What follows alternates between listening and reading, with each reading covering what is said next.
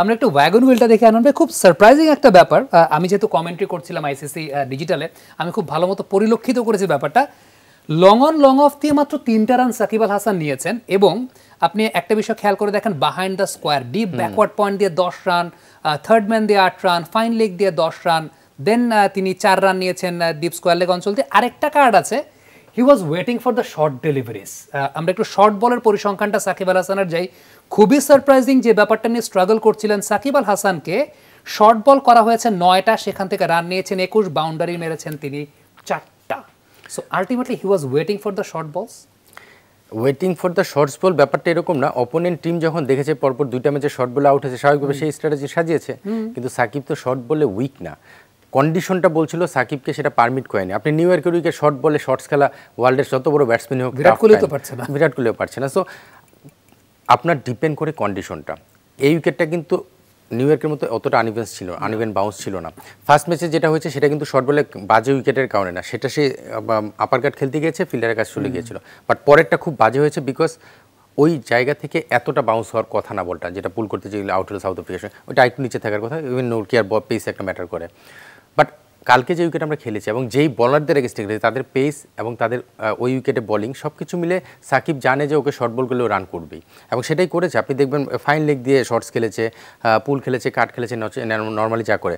সামনে তাকে বল কম করা হয়েছে, এবং সামনের বলগুলো যেটা হয়, যখন একটা ব্যাটসম্যান ফর্মে না থাকে বা যখন কামব্যাক করতে যায়, আপনি সামনের দিকে খেলাটা একটু রিস্ক হয়ে যায়, বিকজ সেখানে সুইংয়ের একটা ব্যাপার থাকে, পাশাপাশি মিস টাইমের ব্যাপার থাকে। বাট সাইড শটে কিন্তু সেটা সেফ, অপেক্ষাকৃত সামনে খেলাচ্ছে। তো সামনের শটে সে খুব একটু ফোকাস করে, এবং সে জানতো। এই জন্যই তো 18-20 বছর ইন্টারন্যাশনাল ক্রিকেট খেলে যে কী হয় সেটা তো প্রমাণ দেখা গেল। কালকের উইকেটটা একটু ভালো পেয়েছে, সে নিজের মতো করে নিজের ব্যাটিংটা করে নিয়েছে এবং বাংলাদেশ টিমকে জিতিয়ে বের হয়েছে। আমি একটা এক্সপিরিয়েন্স শেয়ার করি, সেটা হচ্ছে ম্যাচ পূর্ববর্তী যে বিশ্লেষণ অনুষ্ঠান হয় আইসিসি ডিজিটালে, সেখানে আমি আর শামীম আশরাফ চৌধুরী ছিলাম। আমরা হঠাৎ করে একটা সংবাদ পেলাম ওয়ার্ল্ড ফিট প্রডিউসারের কাছ থেকে, সাকিব একটা নেক ক্যাপ পরে প্র্যাকটিস করছে, এবং আমরা খুব শঙ্কিত হয়ে গিয়েছিলাম।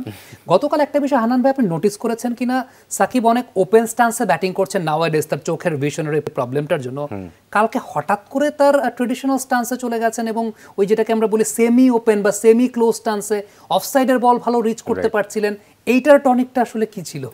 এটার টনিক হলো এক্সপিরিয়েন্স। আপনি ইন্টারন্যাশনাল ক্রিকেট যেভাবেই চিন্তা করুক, এত সহজ না আসলে, এবং সেটা যদি আইসিসি ইভেন্ট হয় আরও কঠিন। প্রতিদিন নতুন টিমের এগেনস্টে প্ল্যান করতে হয়, নতুন বলার এগেনস্টে প্ল্যান করতে হয়। সো আইসিসি ইভেন্টে যেটা হয়, এক্সপিরিয়েন্স ম্যাটার করে, আমরা সবসময় বলি। সাকিব যেটা হয়েছে, সে কুইক নিজেকে চেঞ্জ করার অ্যাবিলিটি রাখে। মানে এটা কিন্তু ওয়ার্ল্ড ক্রিকেটে সব প্লেয়াররা খুব সহজেই পায় না। আপনি দেখবেন অনেক ব্যাটার খুব সহজে কিন্তু ছোটো ছোটো টেকনিকগুলো চেঞ্জ করতে পারে না। এই অ্যাডজাস্টমেন্টটা করার জন্য সেই ধরনের মানসিকতা এবং সেই ধরনের এক্সপিরিয়েন্স দরকার হয়। আপনি দেখবেন ওয়ার্ল্ডের সবচেয়ে বড় বড় প্লেয়াররা এক এক টিমের এগেনস্টে এক একভাবে ব্যাটিং টেকনিক ইউজ করে।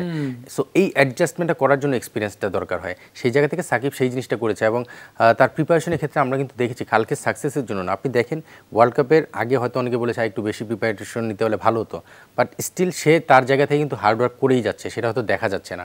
তো কালকে যেটা ফলটা পেয়েছি, একটু দেরি হয়েছে, একটা ম্যাচ পরে হয়েছে, একটা ম্যাচ আগে হলে তো আমরা আরেকটা ম্যাচ জিততাম। বাট তারপর আমার মনে হয়েছে সাকিব যখন ফিরে আসা দরকার ছিল, বাংলাদেশ ক্রিকেটের একদম আদর্শ একটা সময়, যে সুপার 8-এ যাওয়ার সময়, সেই সময়টা কিন্তু ফিরে এসেছে।